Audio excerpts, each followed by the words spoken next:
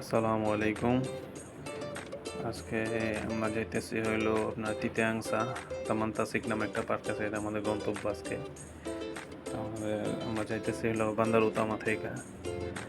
এখান থেকে আমরা গ্র্যাব বুক করছি, গ্র্যাব দিয়ে আর কি চলে যেতেছি। আর আপনারা চাইলে এমআরটি দিয়েও যেতে পারেন। এমআরটি দিয়ে গেলে একবারে সোজা টিআরএক্স নেমে নিচে নামতে হবে আর কি। নিচে নেমে তারপর ওইখান থেকে একটা ল্যান আছে, ওই ল্যান দিয়ে ওই হসপিটাল কুয়ালালামপুর ওইখানে যা নামলেই রাস্তার ওই পাশে মানে গেছি। ওখানে সাইকেলও ভাড়া পাওয়া যায়, নিতে পারবেন প্রতি ঘন্টা 10 টাকা করে। আর এখান থেকে ভিউটা অনেক সুন্দর। আপনি Petronas twin tower, KL tower, সাতো মালয়েশিয়া যে বিল্ডিংটা আছে ওইটাও দেখতে পারবেন এখান থেকে।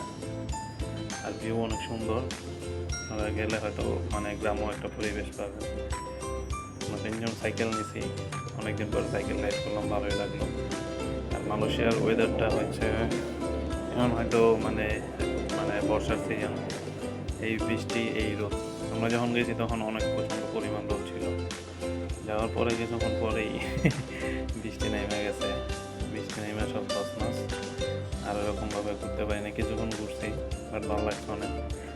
আপনারা চাইলে আপনারাও যেয়ে ঘুরে আসতে পারেন। আর এখানে ভিউ অনেক সুন্দর। ভিতরে আবার বাচ্চাদের গোসল করার জন্য সুইমিং পুলের মতন আছে, ছোটো ছোটো বাচ্চারা।